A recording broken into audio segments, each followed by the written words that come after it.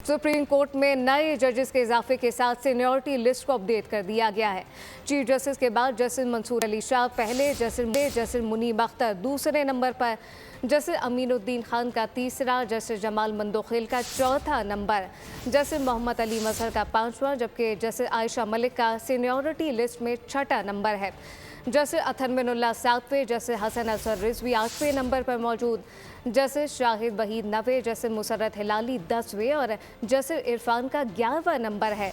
Justice Naeem Akhtar seniority list में 12वीं position पर, जस्टिस शहजाद मलिक 13वें नंबर पर, जस्टिस अकील अब्बासी 14वें नंबर पर मौजूद, जस्टिस शाहिद बिलाल का 15वां नंबर। सुप्रीम कोर्ट में नए जजेस के इजाफे के साथ सीनियरिटी लिस्ट को अपडेट कर दिया गया है। चीफ जस्टिस के बाद जस्टिस मंसूर अली शाह पहले नंबर पर, जस्टिस मुनीब अख्तर दूसरे नंबर पर आ गए, जस्टिस अमीनुद्दीन खान का तीसरा, जस्टिस जमाल मंदोखिल का चौथा नंबर, जस्टिस मोहम्मद अली मजहर का पांचवा, जस्टिस आयशा मलिक का सीनियरिटी लिस्ट में छठा नंबर है, जबकि जस्टिस अथर मिनुल्लाह सातवें, जस्टिस हसन असर रिजवी 8वें नंबर पर मौजूद।